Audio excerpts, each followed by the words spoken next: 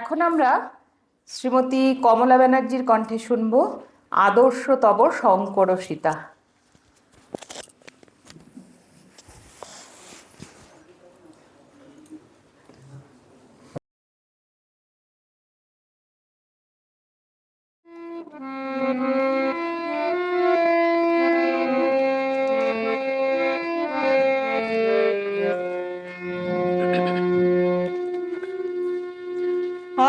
আদর্শ তব শঙ্কর সীতা, ভুলিও না তুমি, ভুলিও না। আদর্শ তব শঙ্কর সীতা, ভুলিও না তুমি, ভুলিও, ভুলিও না তুমি মহাপবিত্র, ভুলিও না তুমি মহাপবিত্র। এই ভারতের ধূলিকণা, ভুলিও না তুমি, ভুলিও না। আদর্শ তব শঙ্কর সীতা, ভুলিও না তুমি, ভুলিও না।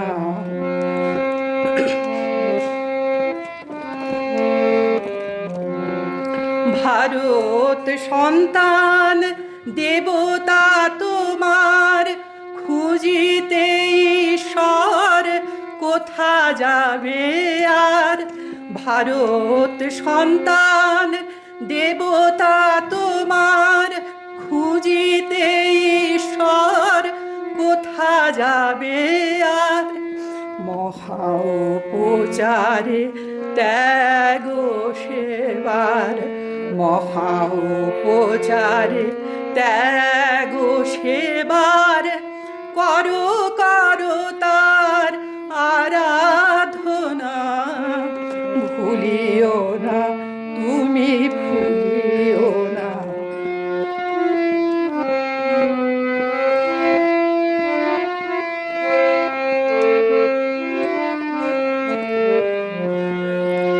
উচ্চ কণ্ঠে বলো বলো তুমি, ভারত সন্তান আমার ভাই। উচ্চ কণ্ঠে বলো বলো তুমি, ভারত সন্তান আমার ভাই। মূর্খ কাঙাল দ্বিজ চণ্ডাল দেবতা আমার, এরা সবাই, ভুলিও না তুমি, ভুলিও না। প্রাণপণে তুমি বলো দিন রাত, ও মা জগদম্বা, ও গো মানা।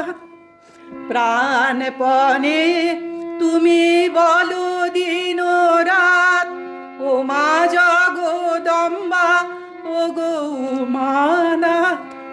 মানুষ করিয়া দাও গো আমায়, আর কিছু আমি চাহিব না। ভুলিও না তুমি মহাপবিত্র, এই ভারতের ধূলিকণা। আদর্শ তব শঙ্কর সীতা, ভুলিও না তুমি, ভুলিও না, ভুলিও না তুমি মহাপবিত্র এই ভারতেরও ধূলিকণা, আদর্শ তব শঙ্কর সীতা, ভুলিও না তুমি, ভুলিও না।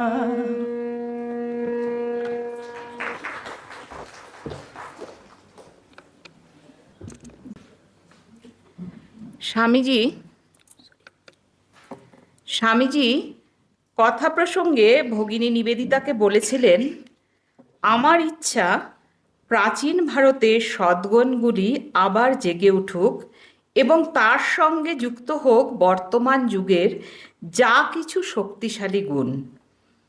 এবং সেজন্যে আমি শুধু উপনিষদ প্রচার করি। লক্ষ্য করে দেখলে বুঝতে পারবে উপনিষদ ব্যতীত অন্য কিছু থেকে আমি কখনো প্রমাণরূপে উদ্ধৃতি করিনি। আবার উপনিষদের মধ্যেও কেবল সেই ভাবটি যা শক্তির প্রকাশক। বেদ বেদান্তের সার এই শব্দে নিহিত। এখন আমরা শ্রীমতী জয়তী ব্যানার্জির কাছ থেকে উপনিষদের আলোকে বিবর্তনের ধারা আলোচনা শুনব।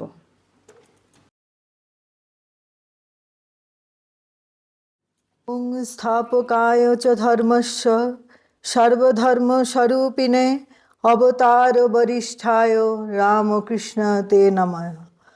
যথাগ্নে দাহিকা শক্তি রামকৃষ্ণে স্থিতা ইহা সর্ববিদ্যা স্বরূপাং তং শারদাং প্রণমাম্যহম। ওং নমঃ শ্রী জ্যোতিরাজায় বিবেকানন্দ সুরায় সচ্চিৎ সুখ স্বরূপায় স্বামিনে তাপহারিণে। নিবেদিতাকে প্রণাম, বুদ্ধদেবকে প্রণাম, আর মঞ্চে উপবিষ্ট মহারাজকেও প্রণাম। প্রণাম ভক্তমণ্ডলীকে, সবাইকে প্রণাম জানিয়ে আজকে আমার নিবেদন উপনিষদের আলোকে বিবর্তনবাদ। স্বামীজির বাণী ও রচনা থেকে মহারাজ একটা নির্দিষ্ট অংশ ঠিক করে দিয়েছিলেন আমাকে এটার উপরে বলবার জন্য, তো আমি চেষ্টা করছি একটুখানি বলার। উপনিষদ হলো বৈদিক সাহিত্যের চতুর্থ বা শেষ স্তর। উপনিষদ শব্দের আক্ষরিক অর্থ হলো যে বিদ্যা নির্জনে গুরুর সামনে উপনিবিষ্ট করতে হয়, অর্থাৎ যাকে আমরা চলিত ভাষায় গুহ্য জ্ঞান বলতে পারি। তবে ব্যবহার অনুসারে শব্দের অর্থের বিভিন্ন রকম পার্থক্য হয়। বেদ কিন্তু কোনো পুস্তক বিশেষ নয়, বিভিন্ন সময়ে বিভিন্ন সাধকের আধ্যাত্মিক আবিষ্কারের সঞ্চিত ভাণ্ডার। বেদ আর উপনিষদ একে অপরের ওপর নির্ভরশীল। বেদ হলো ত্রিকাণ্ডক, যথা কর্মকাণ্ড, জ্ঞানকাণ্ড আর উপাসনাকাণ্ড। কর্মকাণ্ডের আবার দুটো ভাগ, যেমন মন্ত্র বা সংহিতা এবং ব্রাহ্মণ। মন্ত্র বা সংহিতা একটি ভাগ হলেও অপরটি যে ব্রাহ্মণ, তার আবার প্রথম ভাগ আরণ্যক আর পরবর্তী ভাগ হচ্ছে উপনিষদ বা জ্ঞানকাণ্ড। আমরা যদি অপর দিকে দেখি তাহলে দেখব চতুরাশ্রম অর্থাৎ গৃহস্থাশ্রমে ব্রাহ্মণ অংশে ব্রহ্মচর্যশ্রমের মন্ত্রাদির সাহায্যে অধীত বিদ্যার প্রয়োগ, প্রসার ও আরণ্যকের প্রস্তুতি হেতুই হল চিত্তশুদ্ধি। এর পাশাপাশি আরণ্যকে আমরা পাই শুদ্ধ চিত্তে গৃহস্থ আশ্রমের কর্মকাণ্ডের মনন দ্বারা কর্মকাণ্ডের কারণের উপলব্ধি, যার প্রকাশ উপনিষদে রয়েছে, যেখানে জ্ঞানযোগের অনুশীলন শুরু এবং সন্ন্যাস আশ্রমে উপনিষদের সাহায্যে ধ্যান সমাধি, এসবের দ্বারাও কিন্তু ব্রহ্মজ্ঞান উপলব্ধ হয়ে থাকে। মানুষ কিন্তু অতি প্রাচীনকাল থেকেই কার্যকারণের সেই সমস্ত তত্ত্ব জানত, কিন্তু পরে আমরা দেখছি আমাদের পণ্ডিতরা বা দার্শনিকেরা দর্শন ও ন্যায়ের ভাষায় এই সমস্ত তথ্য বর্ণনা করেছেন, কিন্তু সে বর্ণনাগুলোও ছিল অস্পষ্ট। এগুলি কিন্তু সবই অন্তরের অনুভূতি। স্বামীজিও বারবার এই কথাটাই বলেছেন। তবে এটা আগে কার্যে পরিণত হয়, তারপরে তা দর্শনে রূপায়িত হয়েছে। এটা প্রথমে লেখা হয়েছিল, কিন্তু পরে সেটা বারবার করে অনুভূত হয়েছে। প্রাচীন ঋষিদের সাথে বিশ্ব প্রকৃতি যেন কথা বলতো। পশু পাখি চন্দ্র সূর্য সকলেই যেন একাত্ম হয়ে যেত।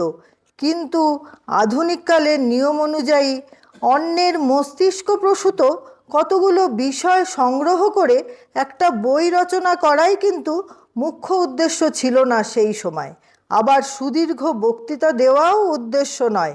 উপনিষদের বিবর্তনের উদ্দেশ্য হল বিবর্তনবাদ বা সত্য আবিষ্কার, যার অভ্যাস ছিল সাধনা এবং যা চিরকাল থাকবে। ধর্ম চিরকাল ব্যবহারিক বিজ্ঞান রূপে থাকবে। এমন ধর্ম কখনোই থাকবে না যা শুধু দেবতা তত্ত্বের ওপর প্রতিষ্ঠিত। প্রথমে অভ্যাস, তারপর জ্ঞান, জীবাত্মা যে যেখানে ফিরে আসে, এ ধারণা কিন্তু উপনিষদে রয়েছে। যারা ফল কামনা করে কোনো সৎকর্ম করে তারা সেই সৎকর্মের ফল প্রাপ্ত হয়, কিন্তু ওই ফল নিত্য নয়। এখানের উল্লেখযোগ্য বিষয় ছিল কার্যকারণবাদ। কারণ অনুসারেই কার্য করা হয়ে থাকে। কারণ যা, কার্যও তো তাই হবে। কারণ যখন অনিত্য তখন কার্যও অনিত্য হবে। কারণ নিত্য হলে কার্য নিত্য হবে। কিন্তু সৎকর্ম করা কারণগুলি অনিত্য বা অসীম, সুতরাং তার ফল কখনোই নিত্য হতে পারে না। আবার যদি আমরা উপনিষদে ফিরে যাই তাহলে দেখব উপনিষদ সাধারণভাবে বেদান্ত নামেই অভিহিত হয়ে থাকে। এই শব্দটির অর্থ ব্যাখ্যা হয় বেদের শেষ অধ্যায়গুলিতে। আবার যে বিকল্প অর্থ করা হয়ে থাকে সেটা হলো বেদের বিধেয় বা সর্বোচ্চ উদ্দেশ্য। ব্রহ্ম ও আত্মা শব্দ দুটি উপনিষদের সবচেয়ে গুরুত্বপূর্ণ ব্যবহৃত দুটি শব্দ। ব্রহ্ম হলেন বিশ্বের সত্তা আর ব্যক্তিগত সত্তা হলো আত্মা। শব্দ দুটির ব্যুৎপত্তি নিয়ে পণ্ডিতদের মধ্যে যথেষ্ট মতভেদ আছে। ব্রহ্ম শব্দটি এসেছে ব্র থেকে, যার অর্থ হলো বৃহত্তম। ব্রহ্ম হলেন স্থান কাল পাত্র কার্যকারণের অতীত এক অখণ্ড সত্তা। তিনি অব্যয় অনন্ত ও চিরমুক্ত শাশ্বত অতীন্দ্রিয়। আত্মা বলতে বোঝায় জীবের অন্তর্নিহিত অমর সত্তাটিকে। উপনিষদের মন্ত্রদ্রষ্টাদের মতে আত্মা ও ব্রহ্ম এক এবং অভিন্ন। এটাই উপনিষদের সর্বশ্রেষ্ঠ মতবাদ। তবে আবার কর্মজীবনে বেদান্ত মানে কর্মের মাধ্যমে জীবনের উন্নতি ও আধ্যাত্মিক বিকাশে বেদান্ত দর্শনের প্রয়োগ, যা স্বামী বিবেকানন্দের মতো দার্শনিকদের দ্বারা বিশেষভাবে উৎসাহিত হয়েছে। বেদান্তের মূল শিক্ষা হলো কর্মফল ও পুনর্জন্মের ধারণা, যেখানে প্রতিটি চিন্তা ও কাজের ফলস্বরূপ ভবিষ্যতের অভিজ্ঞতা তৈরি হয়। কর্মজীবনে বেদান্তের প্রয়োগের অর্থ হলো কর্মের প্রতি মনোযোগ দিয়ে ভালো কাজ করে এবং অন্যের প্রতি সহানুভূতিশীল হয়ে জীবনকে অর্থপূর্ণ করা। উপনিষদের ধারণায় পৃথিবীতে ব্রহ্ম কেবল প্রজ্ঞাই নয়, ঈশ্বরও বটে। তিনি আইনের অধীন নন, তিনি কেবলমাত্র প্রক্রিয়া ব্যবহার করেন। প্রত্যেক কর্মকাণ্ডের একটি উচ্চতর গভীর অর্থ আছে। আমাদের প্রতি মুহূর্তেই মনে রাখতে হবে যে উপনিষদের অভ্যুত্থানের সময় কর্মকাণ্ড এত জটিল ও বর্ধিতায়ন ছিল যে তা থেকে মুক্ত হওয়া ছিল প্রায় অসম্ভব। কিন্তু কর্মযোগের মাধ্যমে স্বামীজি তা বিশ্লেষণ করে দেখিয়ে দিয়েছেন। প্রাচীনকালে যেসব যাগযজ্ঞ কর্মকাণ্ড ছিল তাকে কিন্তু আধুনিক সংস্কারকরা মিথ্যে বলে উড়িয়ে না দিয়ে ওগুলির উচ্চতর তাৎপর্য বুঝিয়ে দিয়ে মানুষের সামনে নবদিগন্তের উন্মোচন করলেন। এই প্রসঙ্গেই তো আমরা বলতে পারি ব্রহ্মাণ্ডে ও জগৎ সব কিছু ঈশ্বর দ্বারা আচ্ছাদিত, অর্থাৎ লোভ করো না, ধনে কি আছে। পরবর্তীতেই তো শ্রী শ্রী মাতা ঠাকুরানী বলছেন নির্বাসনা, অর্থাৎ নির্বাসনা না হলে ব্রহ্ম জ্ঞান হয় না। এত সহজভাবে মা বুঝিয়ে দিয়েছেন বেদ বেদান্ত উপনিষদ সব কথার সারই যেন মায়ের নিদান। এই হলো বিবর্তনের ধারা। আবার স্বামীজির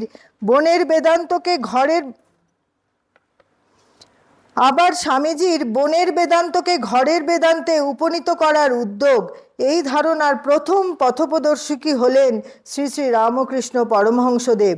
শিব জ্ঞানে জীব সেবা। স্বামীজির এই উক্তি যেন হৃদকন্দর আলোড়িত করে। এ যেন উপনিষদের মহাবাক্যগুলির মতো আত্মা ও স্বামীজির এই উক্তি যেন হৃদকন্দর আলোড়িত করে।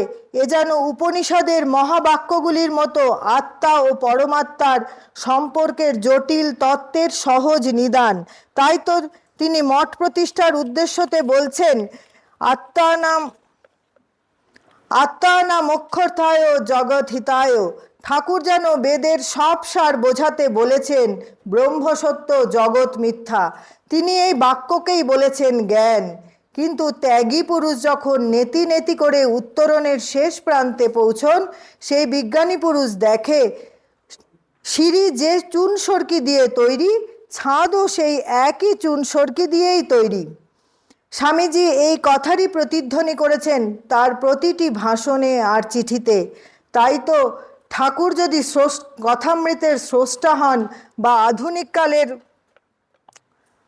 আধুনিককালের জগৎ স্রষ্টা হন, তাহলে স্বামীজি হলেন তার পথপ্রদর্শক, আর মা অর্থাৎ জগৎজননী সারদা দেবী হলেন তার ইমপ্লিমেন্টেশন বা রূপকার, যা কিনা বেদ বেদান্ত উপনিষদের ধারায় মিলেমিশে একাকার। প্রাচীন সাধুদের মতে একে তিন তিনে এক। জয় মা। আমাদের শাস্ত্র বলছে, যত বা ইমানি ভূতানি জায়ন্তে येन জাতানি জীবন্তি যৎ প্রয়ান্ত ভীষং বিশন্তি। অর্থাৎ যার থেকে জগৎ উৎপন্ন হয়েছে, যাতে এই জগৎ সত্তা বিশিষ্ট হয়ে থাকে এবং শেষে বা অন্তে যাতে এই জগৎ লয় হয়, তিনি পরম তত্ত্ব বা ঈশ্বর। এখন বেদান্তের আলোকে ঈশ্বরের ধারণা দেবেন শ্রীযুক্ত তাপস রায় মহাশয়।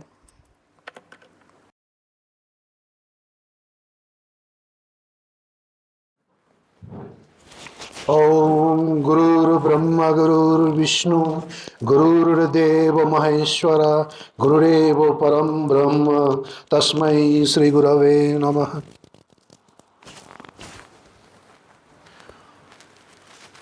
जगद्गुरु श्री श्री रामकृष्ण, जगत जननी श्री श्री माँ शारदामणि एवं युगाचार्य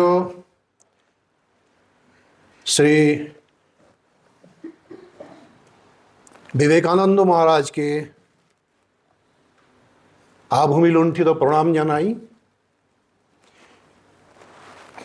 যিনি বিদেশিনী আমাদের দেশে এসে স্বদেশী হয়েছেন, সমাজ সংস্কারের জন্য প্রাণ বলিদান করেছেন, সবার পরিচিত সেই সিস্টার ভগ্নী নিবেদিতাকে আমি প্রণিপাত জানাই গৌতম বুদ্ধদেবকে, যার কাছ থেকে ভারত আমাদের দেশ অনেক কিছু শিখেছে।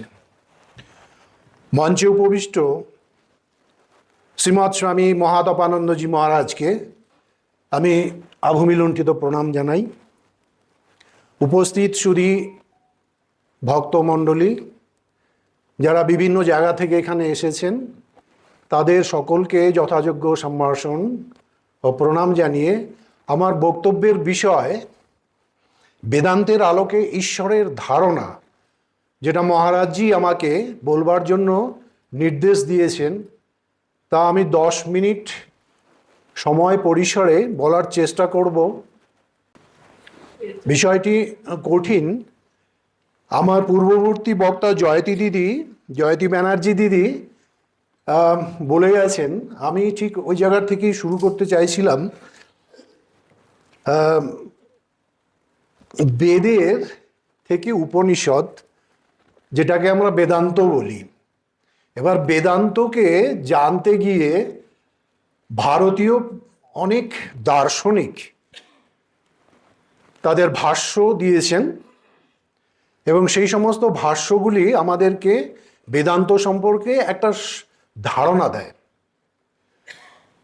এই সমস্ত ভারতীয় দার্শনিকদের মধ্যে আচার্য শঙ্করের নাম বহুজন গ্রাহ্য, বহুজন স্বীকৃত, এবং তিনি এই তার যে ভাষ্য, সেই ভাষ্যের প্রথম শ্লোকেই ঈশ্বর সম্পর্কে একটা সম্যক ধারণা দিয়েছেন। সেই শ্লোকটা আমি একটু বলার চেষ্টা করছি। শ্লোকার্থেন প্রবক্ষ্যামি যদুক্তম গ্রন্থ কোটিভিঃ ব্রহ্মসত্য জগৎ মিথ্যা জীব ব্রহ্মৈব না পরঃ। অর্থ করলে এটা দাঁড়ায় যে কোটি কোটি গ্রন্থে যা বলা হয়েছে তা একটিমাত্র শ্লোকের সাহায্যে আমি বলছি যে জগৎ সত্য, ব্রহ্মই সত্য, জগৎ মিথ্যা।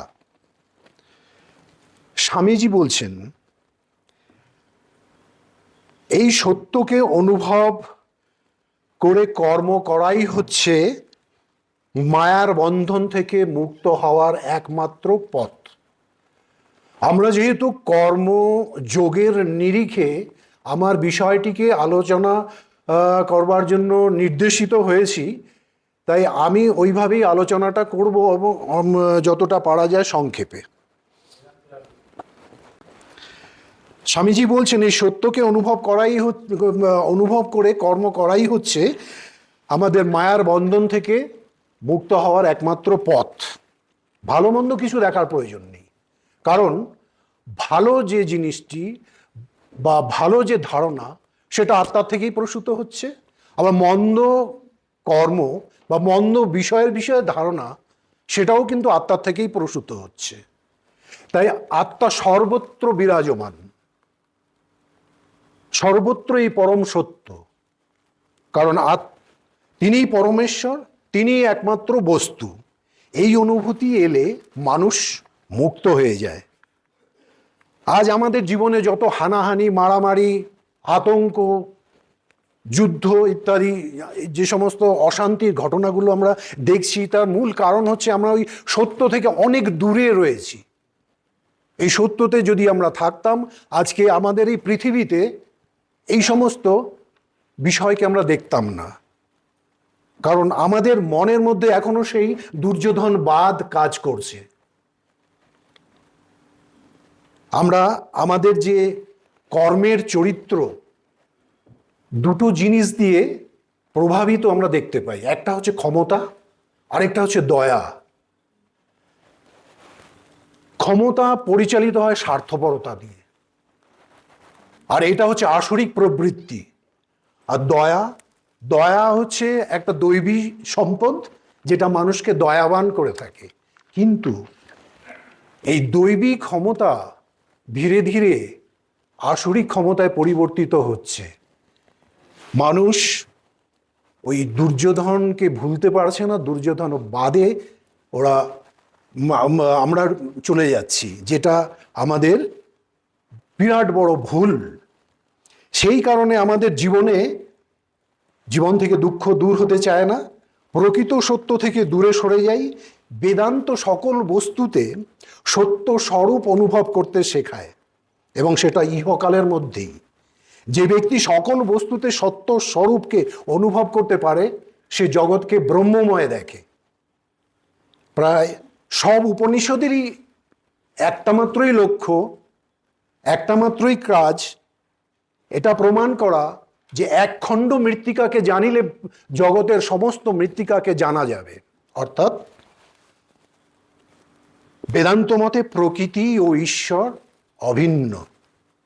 বেদান্তের মূল ভাব তাহলে দেখা যাচ্ছে সমগ্র বিশ্বকে এমন এক সাধারণ তত্ত্বে নিয়ে যাওয়া, যে তত্ত্বটি যথার্থই বিশ্বের সামগ্রিক সত্তা। অর্থাৎ সমগ্র বিশ্বে একত্ব রয়েছে এবং একটি সত্তাই নিজেকে সব অভিন্ন রূপে ব্যক্ত করছে, সেই সত্তাই হচ্ছে ঈশ্বর। তাহলে আমরা ঈশ্বরকে সহজে অনুভব করতে পারি না কেন? কারণ রজ্জুকে সর্প বলে ভ্রম হয়। এরকম ভুল হওয়ার কারণ কি? আমাদের অজ্ঞানতা। আসলে আমরা আমাদের অজ্ঞানতার দ্বারা প্রভাবিত হয়ে জগৎকে সত্য মনে করছি, সেটা ভ্রম। তাই আমরা বলতে পারি সব কিছুর পেছনে এক দেবত্ব বা ঈশ্বরীয় তত্ত্ব কাজ করে বা বিরাজ করে। এর উপর ভিত্তি করে বিভিন্ন নীতির ভিত্তি তৈরি হয়। যেমন অপরের অনিষ্ট করিও না, সকলকে ভালোবাসো কারণ সমগ্র বিশ্বই এক, ইত্যাদি। এই সত্য থেকেই বেদান্তের মূল তত্ত্ব তৈরি হয়েছে, যাকে সংক্ষেপে বলা হয় আত্মত্যাগ, যা কর্মযোগের নির্যাস। বেদান্ত আমাদের শিক্ষা দেয় জ্ঞাত এবং অজ্ঞাত উভয় বস্তু থেকে আত্মা ভিন্ন। সমস্ত আত্মাই ঈশ্বরের প্রকৃত স্বরূপ, যা অমৃত, যা মরণের পারেও সীমাহীন। অনেক বড় বড় মনীষী,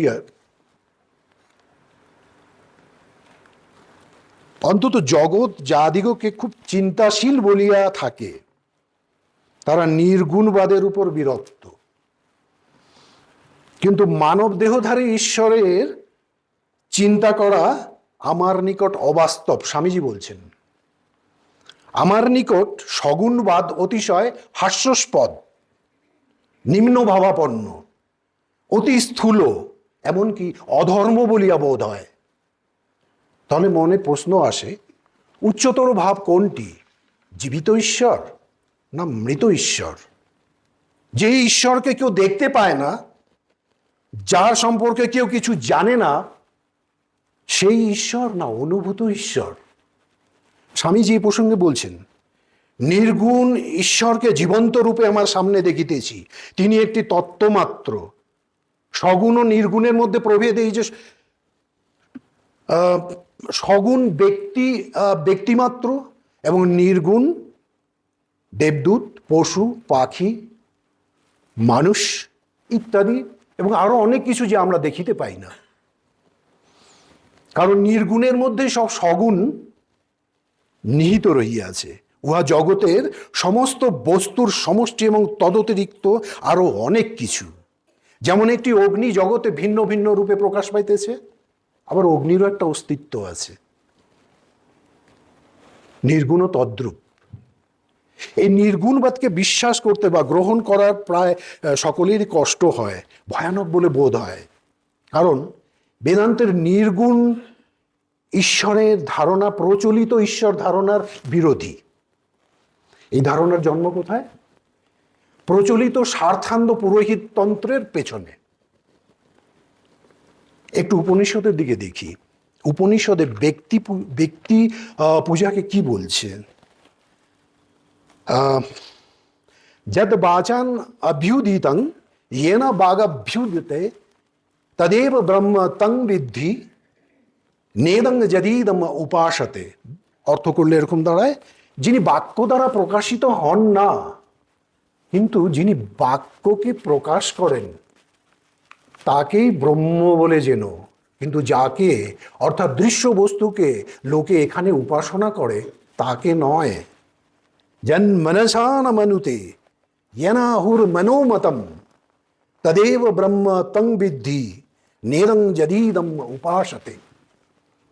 মন যাকে উপলব্ধি করতে পারে না, কিন্তু যার সাহায্যে মন উপলব্ধি করে, তাকেই একমাত্র ব্রহ্ম বলে যেন। লোকে যাকে এখানে উপাসনা করে, তাকে নয়। যা চক্ষুষা না পশ্যতি येन চক্ষুষি পশ্যতি তদেব ব্রহ্ম তং বিদ্ধি নিরম যদিদম উপাসতে। চক্ষুর সাহায্যে যাকে দেখা যায় না, যার সাহায্যে চক্ষু দেখে থাকে, তাকেই ব্রহ্ম বলে যেন। যা শ্রোত্রেণ ন শৃণোতি येन শ্রোত্রম ইদম শ্রুতম তদেব ব্রহ্ম তং বিদ্ধি নিরং যদিদম উপাসতে। কর্ণের সাহায্যে যাকে শোনা যায় না, কিন্তু যার সাহায্যে কর্ণ শুনে থাকে, তাকেই ব্রহ্ম বলে যেন। যৎ প্রাণেন প্রণেতি येन প্রাণ প্রণীয়তে তদেব ব্রহ্ম তং বিদ্ধি নেদম যদিদম উপাসতে। ঘ্রাণেন্দ্রিয়ের সাহায্যে যাকে প্রকাশ করা যায় না, কিন্তু যার সাহায্যে ঘ্রাণ প্রকাশ পেয়ে থাকে, তাকেই ব্রহ্ম বলে যেন। তাহলে আমরা এখান থেকে দেখছি মন্ত্রগুলোতে ঈশ্বরের ভাবস্বরূপে, সত্যস্বরূপে উপাসনার যোগ্যতা অর্জনের জন্য প্রতিমা পূজার ওপারে যাবার প্রয়োজনীয়তার উপর গুরুত্ব দেওয়া হয়েছে। বেদান্ত মতে মূর্তি পূজা বলতে কেবল গাছ পাথর পূজাকে বোঝায় না, পরন্তু ওই একেশ্বরবাদীদের ব্যক্তিক ঈশ্বরের উপাসনাকেও বোঝায়, কারণ ওই ঈশ্বর কল্পনা প্রসূত। কাজেই ঈশ্বরহীনদের প্রতিমার মতো তা বিষয় বা বস্তু জগতেরই একটি বিষয় ছাড়া আর কিছু নয়। দেবতারা মানুষেরই সৃষ্টি, একেশ্বরবাদীদের দেবতাও তাই। সেই কথাই বেদান্ত ঘোষণা করেন।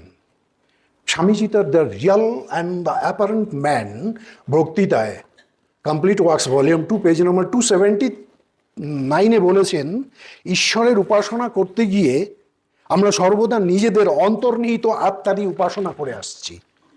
আমরা তাহলে দেখছি মানবাত্মা বা মানব দেহই একমাত্র উপাস্য। অবশ্য অন্য জীবের মধ্যেও অন্য জীব ঈশ্বরের মন্দির, কিন্তু মানুষের অন্তর হচ্ছে সর্বশ্রেষ্ঠ মন্দির। মন্দিরের মধ্যে তাজমহল। তাই স্বামীজি বলছেন, যদি মানুষের মধ্যে তার উপাসনা করিতে না পারিলাম, তবে কোনো মন্দিরেই কিছু উপকার হইবে না। তাহলে আমাদের কি করতে হবে? আমাদের মনুষ্য দেহরূপ মন্দিরে উপবিষ্ট ঈশ্বরকে উপলব্ধি করতে হবে। তাহলে আমাদের অন্তরে এক অনির্বচনীয় ভাবের উন্মেষ হবে বা পুঞ্জীভূত হবে, আর আমরা সকল বন্ধন থেকে মুক্ত হব। আমরা মানুষেরা ঈশ্বর ঈশ্বর করে বেড়াই, মন্দিরে মসজিদে গির্জায় যাই, স্বর্গে মর্তে নানাভাবে খুঁজে বেড়াই ঈশ্বরকে। শেষে আবার আমরা বৃত্তাকার পথে সেখানেই ফিরে আসি, অর্থাৎ আত্মায় ফিরে আসি, যেখান থেকে আমরা শুরু করেছিলাম। স্বামীজি বলছেন, যাহার জন্য আমরা সমুদয় জগতে অন্বেষণ করিতেছিলাম, যাহাকে আমরা সুদূর আকাশে মেঘরাশির দ্বারা আবৃত অব্যক্ত রহস্যময় বলিয়া মনে করিতেছিলাম, তিনি আমাদের নিকট হইতে নিকটতর, প্রাণের প্রাণ। তিনি আমার দেহ, তিনি আমার আত্মা, তুমি আমি, আমি তুমি। তাহলে আমরা দেখতে পাচ্ছি সংকীর্ণ আমিত্ববোধের ঊর্ধ্বে উঠে জীবনকে বিশ্বব্যাপী করতে পারলে আমরা অনন্তের খোঁজ পাব, যা ঈশ্বরের স্বরূপ, যা সত্য, নিত্য, বুদ্ধ, মুক্ত, অদ্বয়, অব্যয়, পরমানন্দ। মানুষের বাক্যমন যে ঈশ্বরের ঘোষণা করে থাকে, তিনি মানুষের হাতে গড়া প্রতিমাটি সমতুল্য। মনুষ্য কল্পনার এইসব দৃষ্টিতে সন্তুষ্ট হতে না পেরে উপনিষদ মানুষের অন্তরে খোঁজ করেছিল, তাকে পেয়েছিল, যিনি আত্মায়, যিনি অত্যন্ত নিকটে, সাক্ষাৎ, সর্বান্তরে লভ্য। যেমন বৃহদারণ্যক উপনিষদে সমহিমায় প্রকাশিত হয়েছে, যৎ সাক্ষাৎ অপরাক্ষাৎ ব্রহ্ম যাহ আত্মা সর্বান্তরা। উপনিষদ আরও আবিষ্কার করেছিল যে প্রাণবন্ত ঈশ্বরের জ্ঞানে দীপ্ত হলে সব মূর্তি পূজায় আদর্শের পূজায় পরিণত হয়, মূর্তিগুলি তখন প্রতীক মাত্র হয়ে দাঁড়ায়। এই দার্শনিক উপলব্ধি বেদান্তকে সব রকম প্রতিমা পূজা ও লোকায়ত পূজার বিষয়ে সহানুভূতি এবং আপোষকামী মনোভাব গ্রহণে সাহায্য করেছিল। যেমন ঋগ্বেদে বলা হয়েছে, একাংসৎ বিপ্রা বহুধা বদন্তি, সত্য এক। ঋষিরা একে নানা নামে ডেকে থাকে। তাহলে আমরা দেখছি বেদান্ত যে ঈশ্বরের সন্ধান দেয়, তিনি মানুষের অন্তরে অধিষ্ঠান করেন। যিনি এই সত্যকে বুঝতে পারেন, সমগ্র জগৎ তার কাছে ব্রহ্মময় হয়ে ওঠে। হিংসা, দেশ ইত্যাদি আসরিক প্রবৃত্তি লুপ্ত পেয়ে দৈবী ভাব প্রাপ্ত হয়ে মানবের প্রকৃত আদর্শে উত্তরণ ঘটে, যেখানে কোনো ডিসক্রিমিনেশন থাকে না, থাকে শুধু দয়া আর প্রেম। আর যেখানে ডিসক্রিমিনেশন আছে, সেখানে ভয়ের জন্ম, ভয়ের বিবর্তন, সেখানে অন্তত ঈশ্বর থাকতে পারেন না। ঠাকুরমা স্বামীজিকে প্রণাম, মহারাজজিকে প্রণাম, সবাইকে প্রণাম। তার কর্মযোগে বলেছেন যে নিজ নিজ কর্মক্ষেত্রে সকলেই বড়। ত্যাগীর জীবন অপেক্ষা যথার্থ কর্মীর জীবন কঠোরতর না হলেও সত্যি সমানভাবে কঠিন।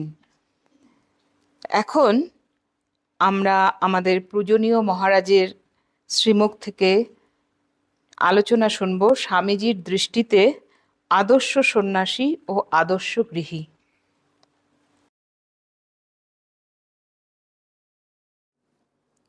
ॐ नमः श्रीज्योतिराजाय विवेकानन्दशूरये सच्चित्सुखस्वरूपाय स्वामिने तापहारिणे।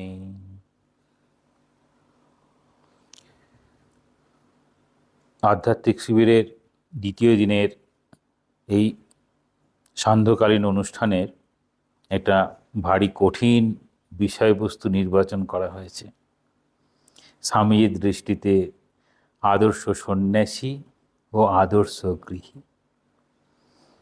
প্রথম দেখব একটি শব্দ এখানে দুটির মধ্যেই রয়েছে, শব্দটা হচ্ছে আদর্শ। শব্দটা হচ্ছে আদর্শ, দুটোর ক্ষেত্রেই রয়েছে।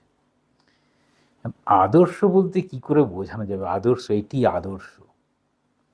সাধারণ অর্থে আদর্শকে বলা হয় আয়না। আমি আয়নার সামনে দাঁড়ালাম, নিজেকে দেখলাম, আমি ঠিক কীরকম নিজেকে দেখতে পাই না তো, তাহলে আয়নাটা হচ্ছে আমাদের আদর্শ।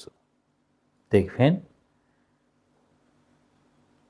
নরেন্দ্রনাথ ছোটবেলায় বিলে, তখন তারপর আস্তে আস্তে বড় হচ্ছে, সব রকমভাবেই তার বিচার বুদ্ধি বিবেচনা দিয়ে চলার চেষ্টা করে। বাবাকে জিজ্ঞাসা করে বসল, বাবা তুমি আমাকে কি দিয়েছ? যে আয়নার সামনে গিয়ে দেখ। ও অদ্ভুত অবস্থা, আয়নার সামনে গিয়ে দেখ আমি কি দিয়েছি। মানে বিশ্বনাথ দত্ত নিজে কীরকম আদর্শ পালন করতেন সেটি তিনি বুঝিয়ে দিলেন। বিশ্বনাথ দত্ত নিজে কীরকম আদর্শ পালন করতেন, আর তুমি যেটা হতে চাও তুমি দেখো, এটা খুব কঠিন কথা। ঠিক সেই রকম এই আদর্শ সন্ন্যাসী ও আদর্শ গৃহী একাধারে ঠাকুর এবং মা দুজনেই দেখাচ্ছেন। একই দেহেতেই সন্ন্যাসী এবং গৃহী অদ্ভুত সমন্বয় দেখাচ্ছেন। কর্মযোগে স্বামীজি কয়েকটা জায়গায় বলেছেন, তারপর গল্পও বলেছেন। আমি এই উদ্ধৃতিগুলো প্রথমে বলে দিই, কারণ আপনাদের মধ্যে যদি একটু এই পড়াশোনার প্রতি ভালোবাসা জন্মায়, যদি একটু বই পড়ার পরে লেখার ইচ্ছে হয়, সেই স্বার্থে একটু পড়ে পড়ে বলি। হ্যাঁ সুকান্ত, মনে কিছু করো না। আচ্ছা, প্রথমে আমি কর্মযোগ ছোট্ট একটি বই, তার 16 পৃষ্ঠায় কীরকম বলছেন। গৃহস্থ বিবাহ করেন এবং সামাজিক কর্তব্য করিয়া যান, আর সংসার ত্যাগীর কর্তব্য, সংসার ত্যাগী বলতে এখানে সন্ন্যাসী কথা বলা হচ্ছে, সম্যক রূপে ন্যাস, সেখান থেকে শব্দটা এসেছে সন্ন্যাসী। তিনি সম্যক রূপে এই সংসারটাকে ত্যাগ করেছেন। সংসারের কোনো কিছুই তাকে আর বন্ধনে ধরে রাখতে পারবে না, এই ব্রত নিয়েছেন, তাই জন্য তিনি সন্ন্যাসী। যার সংসার ত্যাগী, তার কর্তব্য কি? তাহার সমুদয় শক্তি কেবল ধর্মের দিকে নিয়োজিত করা। তিনি কেবল ঈশ্বর উপাসনা করিবেন এবং ধর্ম শিক্ষা দেবেন। এই অংশে বললেন এই রকম। এইবার আমরা এই বইয়ের কর্মযোগের 22 পৃষ্ঠায় দেখি কীরকম বলছেন। গৃহস্থই জীবন ও সমাজের কেন্দ্র। তাহলে গৃহস্থই জীবন ও সমাজের কেন্দ্র। অর্থ উপার্জন ও সৎকার্যে অর্থ ব্যয় করা তাহার পক্ষে উপাসনা। কারণ যে গৃহস্থ সৎ উপায়ে ও সৎ উদ্দেশ্যে ধনী হইবার চেষ্টা করিতেছেন, সন্ন্যাসী নিজ কুঠিরে বসিয়া উপাসনা করিলে উহা যেমন তাহার মুক্তি লাভের সহায় হয়, সেই গৃহস্থেও ঠিক তাহাই হইয়া থাকে। অর্থাৎ গৃহস্থ যদি সৎ উপায় আর সৎ উদ্দেশ্য নিয়ে ধনী হয়, তিনি যে জায়গায় পৌঁছাবেন, একজন সন্ন্যাসীও সেই জায়গায় পৌঁছাবেন। দুজনেরই মুক্তি লাভের সহায় হচ্ছে। যেহেতু উভয়ের মধ্যে আমরা ঈশ্বর ও তাঁহার সব কিছুর উপর ভক্তিভাব প্রণোদিত আত্মসমর্পণ ও ত্যাগরূপ একই ধর্মভাবের বিভিন্ন বিকাশ মাত্র দেখিতেছি। তাহলে কি করছি? আমরা দেখি যারা বড় বড় সায়েন্টিস্ট নিজের জীবনে শখ আহ্লাদ সব ভুলে গিয়ে ল্যাবে বসে আছে। একজন যতদিন সে ওই ব্রহ্মচর্য আশ্রম মানে পড়াশোনা করছে, তারপর অর্থ উপার্জন করছে, কিন্তু কেউ কারোর দায়িত্ব নেয়নি, মানে বিবাহ বন্ধনে আবদ্ধ হয়নি। তখন নিজের জীবনটা যতটা পারে আনন্দ করতে পেরেছিল, এই বিবাহ নামক বন্ধনকে স্বীকার করে একটি কর্তব্যের দায়ভারকে গ্রহণ করল। সেটি তার জীবনের সুখকে তিনি যেন বিসর্জন দিচ্ছেন পরবর্তী প্রজন্ম আনয়নের জন্য এবং নিজের পিতামাতাকে দেখার জন্য। তাহলে স্বামীজি স্বদেশ মন্ত্রে কি বলছেন? তোমার বিবাহ, তোমার ধন, বাকি ... পড়ে নেবেন, তাহলে মনে থাকবে। হ্যাঁ, বই পড়ার অভ্যাস করা ভালো। তাহলে এখানে আরেকবার বললেন স্বামীজি, এটা হলো। এবার আবার বলছেন, এবার যেটা নিয়ে বিবাদ হয়, যেই বিবাদটার কারণে এই প্রসঙ্গের উত্থাপন, সেটি বলছেন কর্মযোগের 24 পৃষ্ঠাতে। কোনো এক দেশে এক রাজা ছিলেন, তাহার রাজ্যে সমাগত সকল সাধু সন্ন্যাসীকেই তিনি জিজ্ঞাসা করিতেন যে সংসার ত্যাগ করিয়া সন্ন্যাস গ্রহণ করে সে বড়, না যে গৃহে থাকিয়া গৃহস্থের সমুদয় কর্তব্য করিয়া যায় সেই বড়। কি বলছেন? যে সংসার ত্যাগ করিয়া সন্ন্যাস গ্রহণ করে সে বড়, না যে গৃহে থাকিয়া গৃহস্থের সমুদয় কর্তব্য করিয়া যায় সেই বড়। বলেই এবার একটি গল্পের অবতারণা, যেটা আপনি ক্লাসে সেদিনকে বলে শুনিয়েছিলেন, অনলাইনে ক্লাসে আপনি শুনিয়েছিলেন গল্পটা ছোট্ট করে। সেই গল্পটি আছে। গল্পটি বলার পরে তারপরে দেখাচ্ছেন স্বামীজি, এখানে বলছেন যে নিজ নিজ ক্ষেত্রে প্রত্যেকেই বড়। কীরকম? না যদি সেই আদর্শ সন্ন্যাসী হয় সে যেমন বড়, আদর্শ গৃহী একই রকমভাবে বড়। তাহলে আদর্শ সন্ন্যাসী এবং আদর্শ গৃহী একই জায়গায় উপনীত হয়, তাদের মধ্যে কোনো পার্থক্য নেই। মানে স্বামীজি যেমন বলছেন, গতকাল পড়ে শোনাচ্ছিলাম, নিবেদিতা বলছেন না, ক্ষেত খামারে কাজ করছে, কলকারখানায় কাজ করছে, হ্যাঁ, আবার সাধু তার কুঠিয়ায় বসে আছে, কেউ মন্দিরে পূজা করছে, সবার ক্ষেত্রে সে যেন ভগবানের সঙ্গে যেন মিলন ক্ষেত্র। সুন্দরভাবে বলছেন। তাহলে এইরকমভাবে কর্তব্যের কথা বলছেন, কীরকমভাবে হচ্ছে। এরপরে আরেকটা জায়গা পড়ে শোনাই, তারপরে আমি ব্যাখ্যায় আসবো বিষয়টা কি। তাহলে 16 পৃষ্ঠা হয়ে গেল। এইবার আসছে 34। আচ্ছা, তারপরে বড় আলোচনা করেছেন সংসার, সংসারের স্বরূপ, সংসারে আমরা কীরকমভাবে থাকতে চাই, সেই আলোচনার শেষে আলোচনা শুরু করেছেন এই বইয়ের 35 পৃষ্ঠা থেকে। কর্ম রহস্য চ্যাপ্টারের নাম, সেখান থেকে শুরু করেছেন যে সংসারে আমরা কার কীরকম জন্য করি, সংসারের ভালোবাসার স্বরূপ বলতে কি বোঝায়, সব কিছুর শেষে এই চ্যাপ্টারের শেষে বলছেন আদর্শ সন্ন্যাসী হওয়া অপেক্ষা আদর্শ গৃহী হওয়াও কঠিন। তাহলে কীটা কোনটা বলছেন?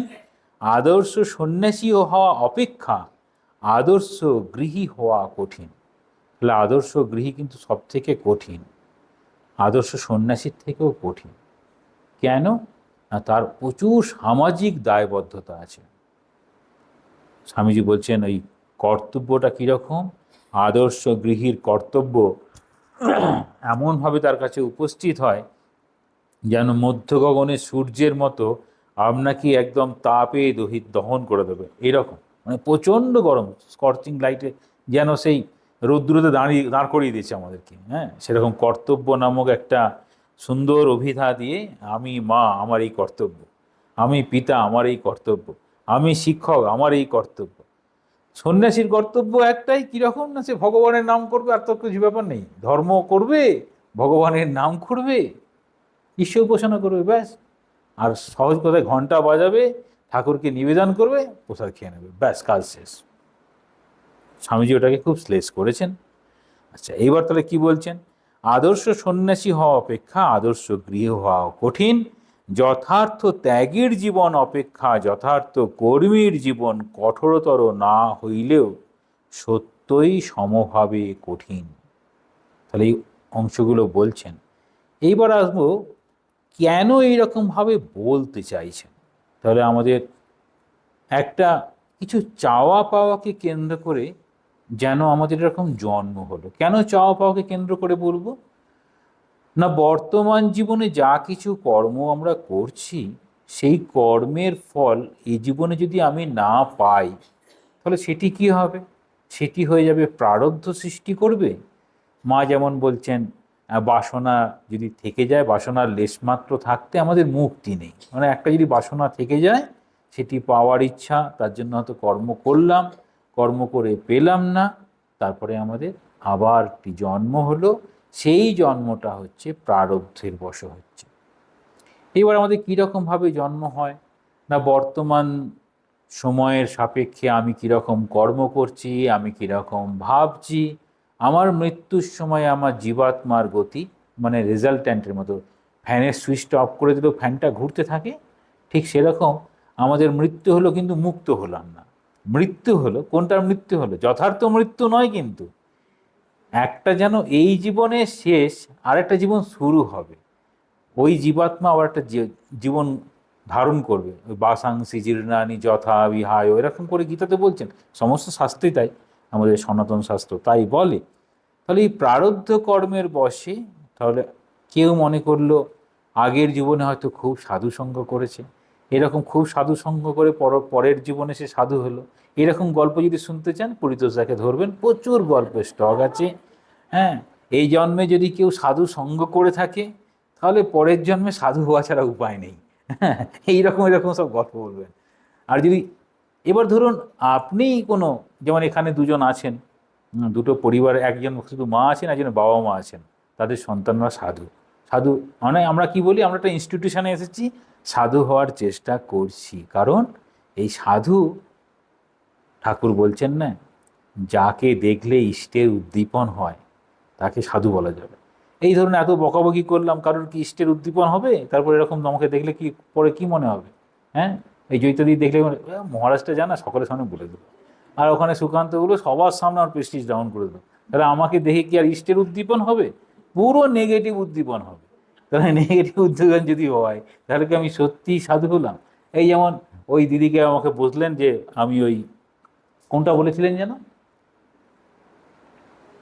ব্যক্তিত্ব আর অস্তিত্ব। তো আমি বললাম আমি তো ব্যক্তিত্ব অস্তিত্বই পড়েছি, আমি তো বই পড়েছি। তা উনি বলছেন না, আমি শিওর ব্যক্তিত্ব আর ঈশ্বরত্ব, এরকম কিছু বলেছেন। হ্যাঁ, স্বরূপত্ব, ঈশ্বরত্ব আর স্বরূপত্ব। আমি দেখুন, আমি কিন্তু এইটা পড়েছি। আমি ঠিক আছে, আমি রুমে গিয়ে বই খুঁজে ছবি তুলে পাঠিয়ে দিই যে আমি এইখানে পড়েছি। আমি যেটা আপনি বলছেন সেটা আমি জানি না। তাহলে কি আমরা চেষ্টা করব অ্যাটলিস্ট ইন্টেলেকচুয়াল অনেস্টি, যেটি পূজনীয় স্বামী প্রভানন্দজি বলতেন, যে সত্যিই সত্যতা মেনে চলা খুব কঠিন। যে কারণে সাধু এবং গৃহী দুজনকেই ঠাকুর উপদেশ দিচ্ছেন সত্যই কলির তপস্যা। তপস্যা বলে বলছেন। তপস্যা মানে এই না খেয়ে উপবাস করে তপস্যা নয়, খালি পায়ে তীর্থ গেলাম সেটাও তপস্যা বলছেন না। আপনি কি খাচ্ছেন, কি করছেন, কোনোটাই তপস্যা বলছেন না। একটিই তপস্যা, সেটা হচ্ছে সত্যই কলির তপস্যা। দ্বিতীয় কোনো তপস্যাই নেই।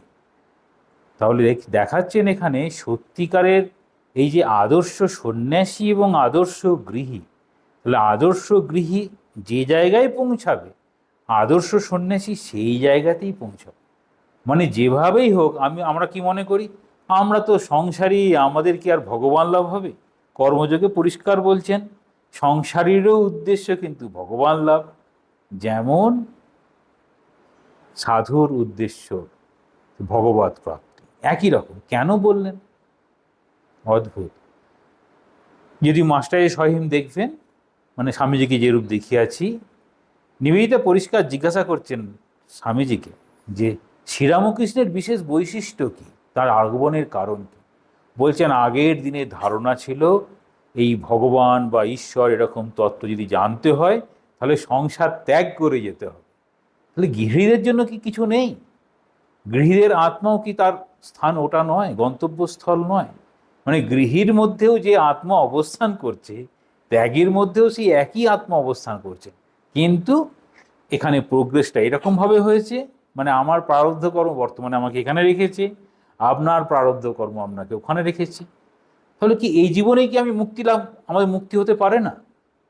ঠাকুর সবসময় বলছেন কীরকম, যদি আমি মনে করি আমি মুক্ত তাহলে আমি মুক্ত, যদি আমি মনে করি আমি বদ্ধ আমি বদ্ধ, তাহলে মনেতেই বদ্ধ মনেতেই মুক্ত। কিন্তু কেবল খালি কি বলতে চাইছেন না আমি সংসারী, তাহলে আমি সংসারী এরকম বলে আমাদের হীনমন্যতা আনার কোনো প্রয়োজন নেই। আবার আমি সাধু, তার কোনো গর্ববোধ করার কোনো জায়গা নেই। কারণ দুটি যদি আমরা ধরি কর্মযোগ অনুযায়ী, দুটি আমাদের প্রারব্ধ কর্ম বর্তমানে আমাদের এই জায়গায় রেখেছে, যদি প্রারব্ধ ধরি। আর যদি ঈশ্বর কৃপা ধরে থাকেন, তাহলে ঈশ্বর কৃপাতে আপনি সংসার ধর্ম গ্রহণ করেছেন, ঈশ্বরের কৃপাতেই আমি এই সন্ন্যাস ধর্ম গ্রহণ করেছি। তাহলে যদি কৃপা যদি মনে করি, এমনি এমনি কি কারোর কৃপা হয়? এখন ঈশ্বরের কৃপা আমরা যে পেয়েছি কি করে বুঝবো? না, ঈশ্বরের কৃপা পেয়েছি এই কারণেই বুঝতে পারবো যে ঈশ্বরের প্রতি আমার একটু ভালোবাসা জন্মেছে। নই যে এইরকম 2 দিন 3 দিন ধরে আশ্রমে এসে বসে আছেন, বাড়ির কথা ভাবতেই পারছেন না, একদম সকাল থেকে একদম স্টুডেন্ট লাইফের মতো রুটিন, ব্রেকফাস্ট খান, স্নান করুন, চলে আসুন হলে, এসেছেন আবার একটু পরেই না দুপুরের একটু লাঞ্চ ব্রেক আছে, যান একটু মনে হচ্ছে একটু ঘুমাই, না 3:30 চা দেবে, আবার চলে এলেন। আচ্ছা, ঈশ্বর কৃপা যদি সত্যিই না হতো তাহলে এই স্বেচ্ছায় এই রুটিনটাকে আমরা মেনে নিতে পারতাম? অসম্ভব ছিল। তাহলে দেখাচ্ছেন আমিও যেমন স্বেচ্ছায় এই রকম একটি কঠিন ব্রত, আপাত কঠিন ব্রত আপনাদের দৃষ্টিতে, আবার আপনারাও যেটা গ্রহণ করেছেন আপাত সহজ মনে করলেও সেটি আরো বড় কঠিন ব্রত। কারণ আমাদের ক্ষেত্রে পরবর্তী প্রজন্ম বলতে আপনাদের সন্তানগুলো আমাদের পরবর্তী প্রজন্ম। আপনারা ভালো করে মানুষ করবেন, তারপরে একদম ঠাকুরের কাছে চলে আসবে, তখন খুব মুশকিল। মনে মনে বোধ পাবেন কীরকম, আর যাই হোক ঠাকুর আমার ছেলেকে ঠাকুর যে গ্রহণ করেছে তাতেই আমাদের সার্থকতা। আমাদের কি বলা হয়, গাছের সব থেকে ভালো ফল আর ভালো ফুল সেটিই ঈশ্বর গ্রহণ করেন, পোকায় খাওয়া ফল নেবে না, তাই না? একটু গোলমাল হয়ে গেলে নেবে। মানে ধরুন আমাদের বেশিরভাগ আপনাদের কিন্তু আমার একটা ছোট্ট একটা মজার ঘটনা বলি, তাহলে এটা ভালো লাগবে, খুব বেশ মজার। তখন আমি ব্রহ্মচারী, এই 1 বছর হয়েছে জয়েন করেছি। একটা যুব সম্মেলনে একটা গ্রামের দিকে গিয়েছি, মেদিনীপুরের একটা গ্রামের দিকে গিয়েছি। যুব সম্মেলনের লেকচার হয়ে গেল, খাবার পরিবেশন করছে। বলছেন মহারাজ একটা প্রশ্ন করব।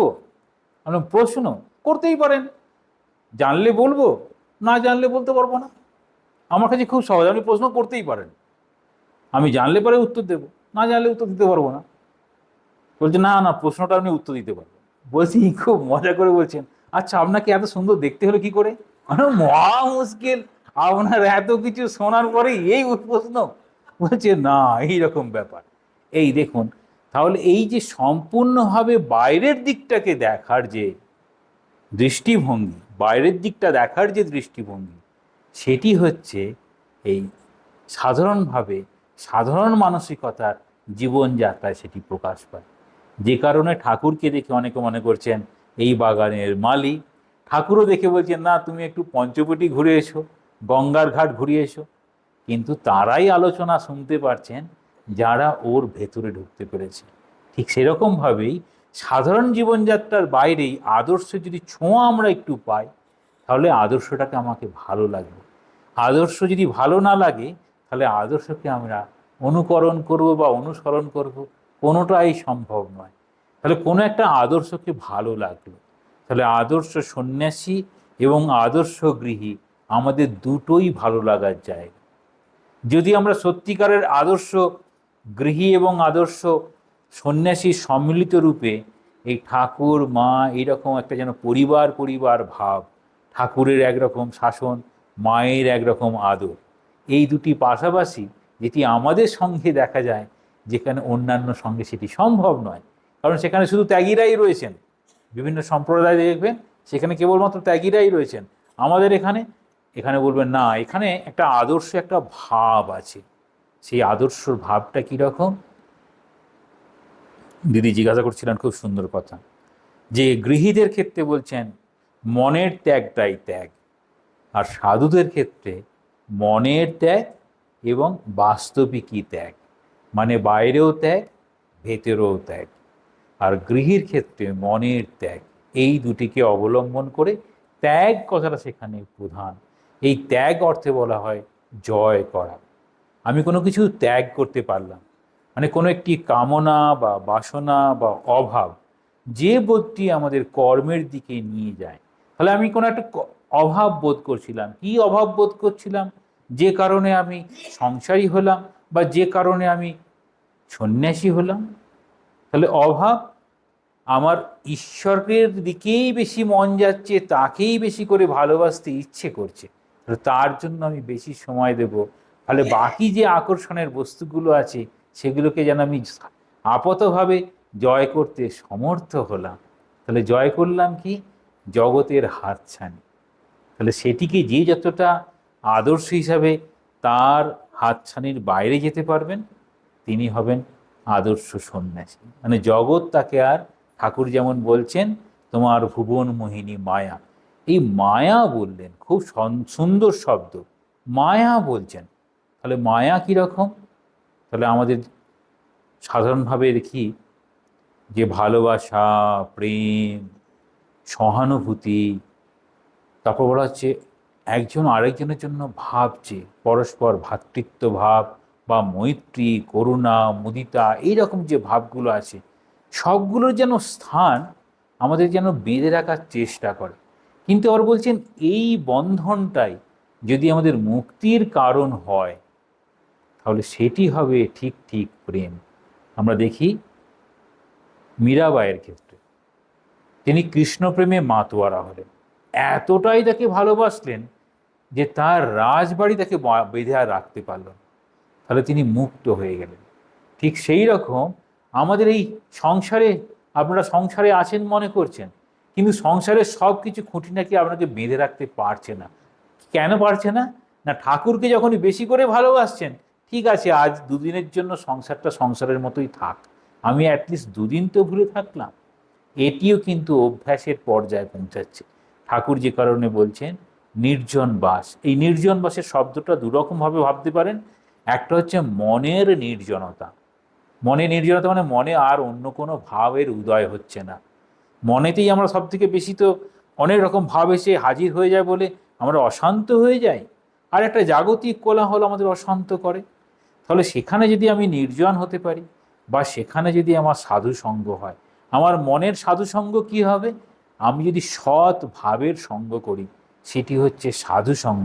অসাধু হচ্ছে যেটি আমাদের ভগবান থেকে দূরে নিয়ে আসবে, অর্থাৎ কামনা, বাসনা, এই বাকি যা কিছু, মানে যেখানে বলা হয় আমাদের বিকার, বিভিন্ন বিকার এসে হাজির হবে। এসে বিকার এলে পরে আমাদের যেন রাস্তা থেকে আমাদেরকে সরিয়ে দেওয়ার চেষ্টা করে। তাহলে আদর্শ সবসময় কি করা উচিত?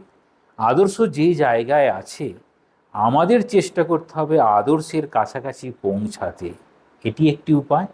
কিন্তু আমি পারছি না বলে আদর্শকে নিজের জায়গায় নামিয়ে নিয়ে আসবো না। আমরা যদি আদর্শকে নিজের জায়গায় নামিয়ে নিয়ে আসি কী হবে? তাহলে নিজেকে মনে হবে যে আমি যেন আদর্শে পৌঁছে গেছি। এটি হচ্ছে ফলসহুড, মানে একটা মেকি, মানে বাইরে থেকে যেন একটা আবরণ দিয়ে দিলাম যে হ্যাঁ আমি ওই জায়গায় পৌঁছে গেছি। এই আমি ওই রকমভাবে করতে পারি না, এটিকেই প্রাধান্য দেওয়ার জন্য বলছেন মন মুখ এক করা, মাছ দিয়ে শাক না ঢাকা। তাই তো স্বামীজি আবার খুব সুন্দরভাবে বলছেন মাছের করি শাকে আর শাকের করি মাছে দিও না। ধরুন আপনারা দিয়েছেন ঠাকুর সেবার জন্য, আর আমি ঠাকুর সেবা না করে আমি অন্যদিকে খরচ করলাম, তাহলে কি শাকের করি মাছে চলে গেল? মানে ঠাকুরের সেবায় দিয়েছেন অথচ ঠাকুরের সেবাটি হলো না। তাহলে এক্ষেত্রেও আমাদের প্রত্যেককেই সবসময় সচেতনভাবে প্রত্যেকটি পদক্ষেপ রাখার চেষ্টা করতে হবে যে আমি যেন আদর্শ থেকে চ্যুত না হয়ে যাই। তাহলে প্রথমে আদর্শটাকে সেট করতে হবে। আদর্শ কোনটা? না, আমরা আদর্শ যদি দেখতে চাই তাহলে আমাদের কাছে আদর্শগুলো হচ্ছে অবতারদের জীবন। অবতাররা যেরকমভাবে জীবনযাপন করেছেন তাদের প্রত্যেকটা বিষয় হচ্ছে আমাদের আদর্শ। এই আদর্শটা আমাদের কাছে যখন এসে পৌঁছায় সবগুলো হচ্ছে নৈর্ব্যক্তিক সত্তা। কীরকম? যেমন ভালোবাসা, মায়ের ভালোবাসা মনে করুন। আমরা সাধারণভাবে মায়ের ভালোবাসা, মা এরকমভাবে ভালোবাসতে পারে, সেটি মায়ের ভালোবাসা। যখন শ্রীমা সারদা দেবী যখন ভালোবাসা দেখছি, তখন ওই মায়ের ভালোবাসা সেই গঙ্গারাম বলে টিয়া পাখিটার দিকেও পৌঁছে গেছে। হ্যাঁ, গোবিন্দ বলে যে গরুর কাজ করত, গরুগুলোকে দেখাশোনার কাজ করত, তার কাছেও পর্যন্ত পৌঁছে গেছে। তাহলে ভালোবাসা আর কত দূর পর্যন্ত পৌঁছাতে পারে সেটিকেই কর্মযোগে বলছেন। কে কতটা মহৎ ব্যক্তি সেটি চেনার জন্য কি করতে হবে না, সেই ব্যক্তি তার কর্মচারীর সঙ্গে কীরকমভাবে আচরণ করেন। তাহলে সাধারণভাবে গৃহস্থ বাড়িতে কর্মচারী থাকাটা স্বাভাবিক, আর আদর্শ সন্ন্যাসীর কাছে কিন্তু কোনো কর্মচারী নেই। হ্যাঁ, যদিও এখন আমরা দেখতে পাই আদর্শ সন্ন্যাসী কি করবে, সর্বদা সে কেবলমাত্র ঈশ্বরের উপর নির্ভর করবে, দ্বিতীয় কোনো কিছু করবে না। সম্ভবত স্বামী শুভদানন্দজির জীবনের একটি ঘটনা, জায়গাটাও সম্ভবত আমি কনফার্ম হতে পারছি না, সম্ভবত ঋষিকেশ হবে, গিয়েছেন তপস্যা করবেন বলে। একটি ছোট কুঠিয়ার মধ্যে আছেন, ভীষণ শরীর খারাপ, জল পর্যন্ত গড়িয়ে খেতে পাচ্ছেন না। রাত্রিতে ভাবছেন, ঠাকুর আমার এরকম করে দিলে একটা লোক নেই আমাকে যে জল দেবে। রাতেই স্বপ্ন দেখছেন, ঠাকুর স্বপ্ন দিয়ে বলছেন, তুই আমাকে চাস না লোককে চাস। মানে কীরকম ভাব জীবনটাকে দেখাচ্ছেন। তাহলে আদর্শ যে সন্ন্যাসী হবে কেবলমাত্র ঈশ্বরের উপর নির্ভর করবে। আর আমাদের ক্ষেত্রে আরও সহজ, তাহলে এই ঈশ্বরের উপর নির্ভর করবে, সন্ন্যাসী এবং গৃহী দুজনেই নির্ভর করবে, কিন্তু তবুও গৃহস্থের ক্ষেত্রে একে অন্যের সহায়ক রূপে অবস্থান করে। তো পিতা মাতা সন্তান সবাই একসঙ্গে পরিবারভুক্ত একে অন্যের সহায়ক রূপে অবস্থান করে। আর এখানে সম্পূর্ণ নিজেকে নিজের সঙ্গে নিজের যুদ্ধ। সন্ন্যাস জীবনের যুদ্ধ হচ্ছে নিজের সঙ্গে নিজের। কারণ সাধারণভাবে এই সন্ন্যাসী হয় খুব উদার নিঃস্বার্থ হয়ে যেতে পারে, তার নিজের জীবনটাকে অন্যের জন্য জীবন দিয়ে দিতে পারে। আবার বিপরীত যদি ঘটে, কখনো যদি ধারণার একটু গোলমাল ভাব ঘটে আর কি, তখন নিজে ভীষণ সংকীর্ণ হয়ে যেতে পারে। কোন ভাব এলে সংকীর্ণ হয়ে যাবে? যদি মনে হয় আমার সামনের মানুষটা তার কৃতকর্মের ফলে কষ্ট পাচ্ছে, আমার কোনো দায়িত্ব নেই, সেটাও একটি মত। আমরা প্রত্যেকেই কষ্ট পাই আমরা কৃতকর্মের ফলে।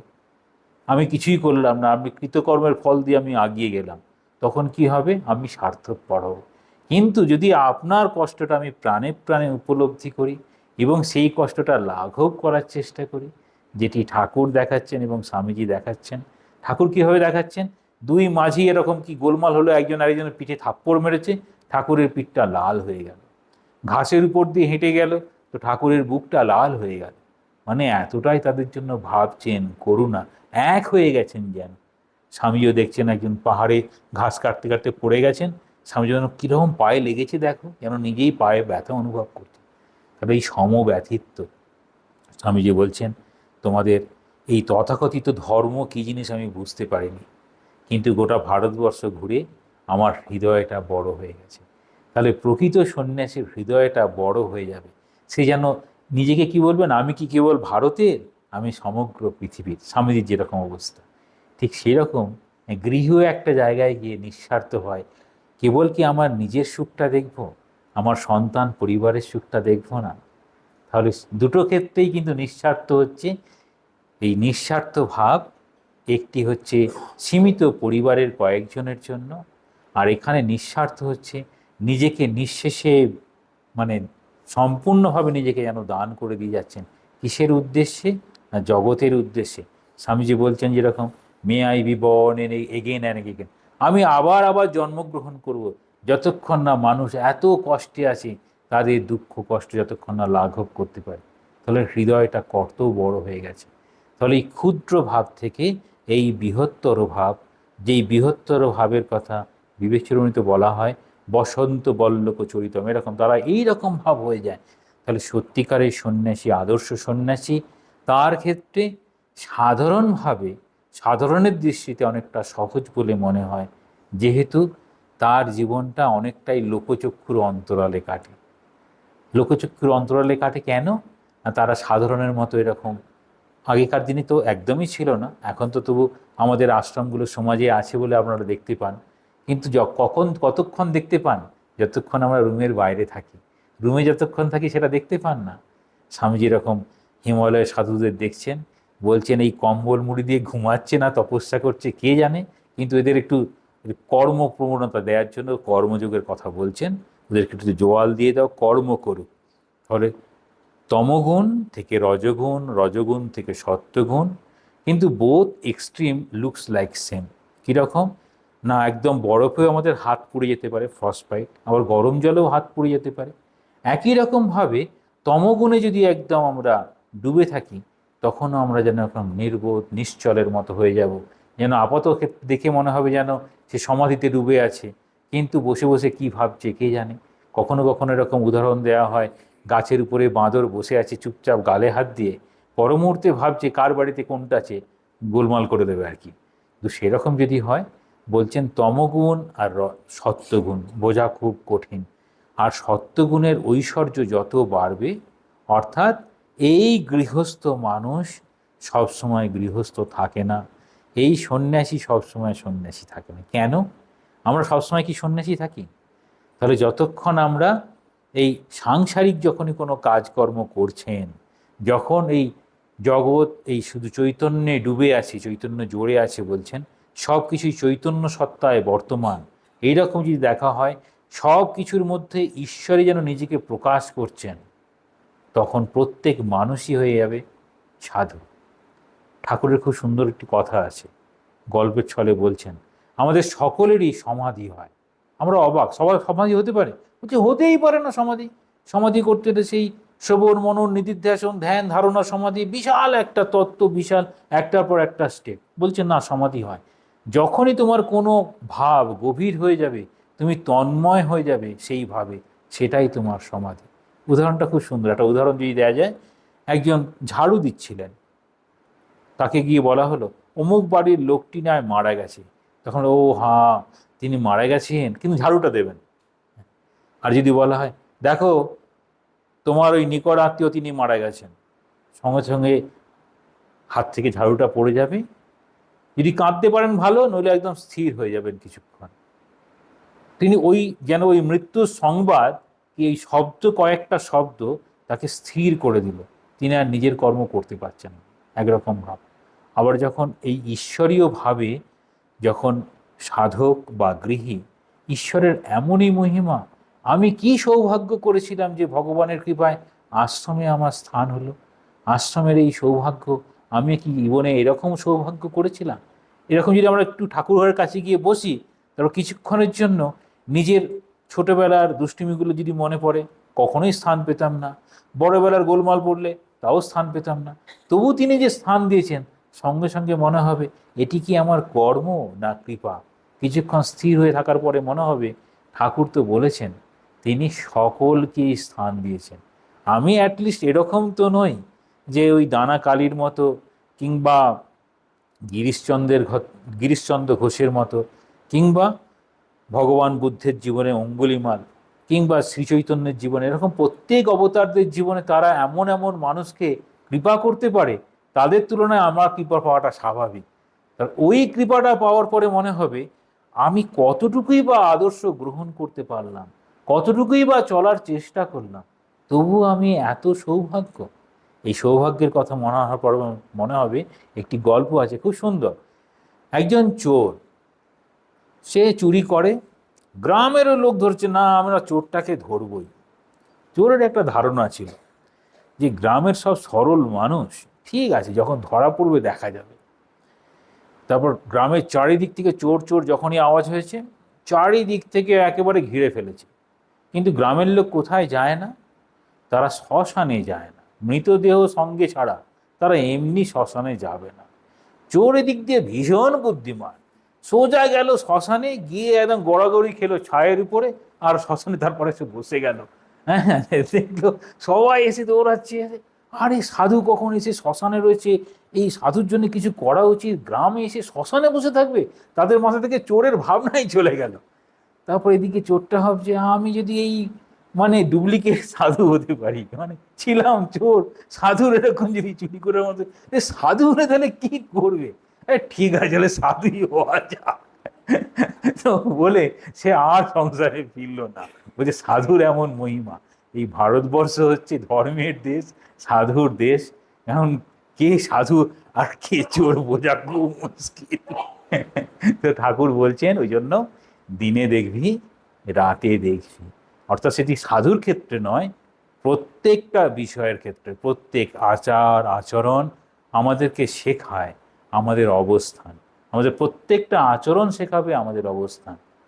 আমার এই কয়েকজনের বক্তৃতা শোনার পরে বা এই লেখা পাঠ করার পরে অনেককে অনেক রকম বলতে বাধ্য হলাম, কারণ আমাদের এই বিষয়টা হচ্ছে ওরিয়েন্টেশন, মানে প্রত্যেকেই জানবেন বিষয়টা জেনে নিজের মতো কতটা ধারণা হলো। বক্তৃতা শুনে মনে রাখা সম্ভব নয়, আমরা অনেক শুনি, মনে রাখতে পারি না। আর যদি মনে রাখতাম তাহলে মোটামুটি পাগলের পর্যায়ে পৌঁছাতে আমাদের সময় লাগতো না, তাই তো? কয়েকটা জিনিস মনে রাখি, বাকি সব ভুলে যাই। সেই জন্য প্রত্যেকে যখন পড়াশোনা করবেন একটু একটু করে দেখার চেষ্টা করবেন, ভালো লাগবে।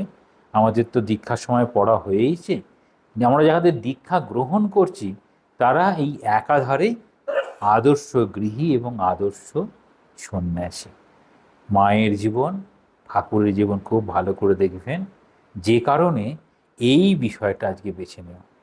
ওম শান্তি শান্তি শান্তি, হরি ওম তৎসৎ। শ্রীরামকৃষ্ণার্পণমস্তু। এখন সঙ্গীত পরিবেশিত হবে শ্রীমতী স্বপ্না ভূঁইয়ার কণ্ঠে, বিদ্যা বিতরিতে এলো রে। এবং এর সাথে আজকের মতো আমাদের আধ্যাত্মিক শিবিরের অনুষ্ঠান শেষ হবে। আবার আগামীকাল 9:15-তে আমরা আবার এখানে সবাই উপস্থিত হব।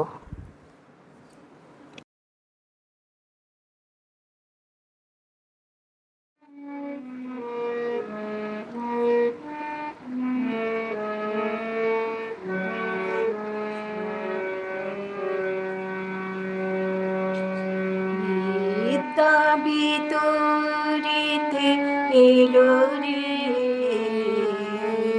সারদা জ্ঞানদায়িনী। বিদ্যা বিতরিতে এলো রে, সারদা জ্ঞানদায়িনী।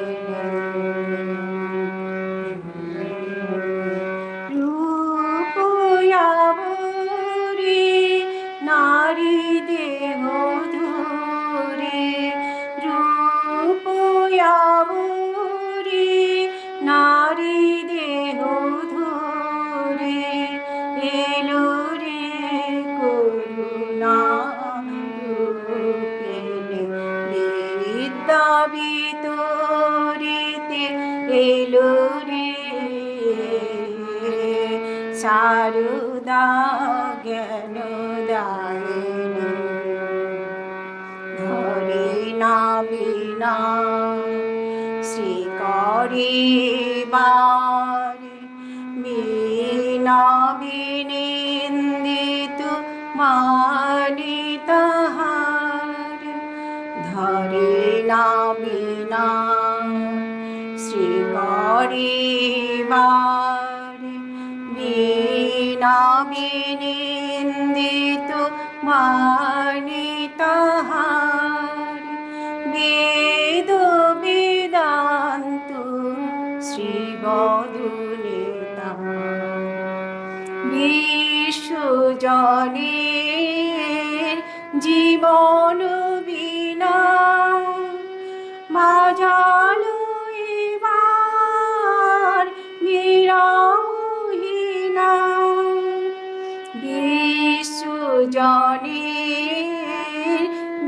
বনবীণা বাজালো এবার বিরামহীনা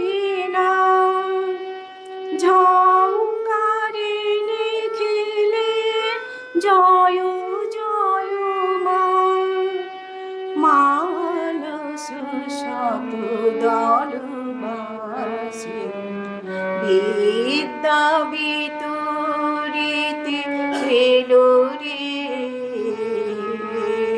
সারদা জ্ঞান দায়িনী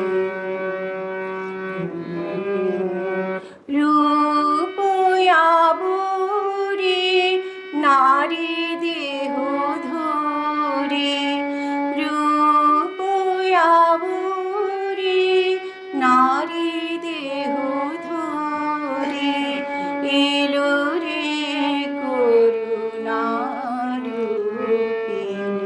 বিদ্যা বিতরিতে এলো রে সারদা জ্ঞান দায়িনী বিদ্যা বিতরিতে এলো রে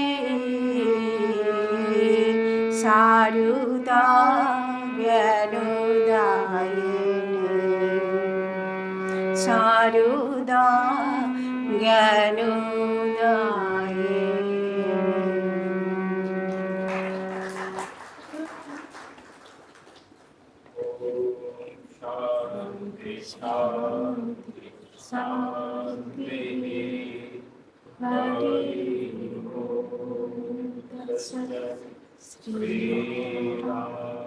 Krishna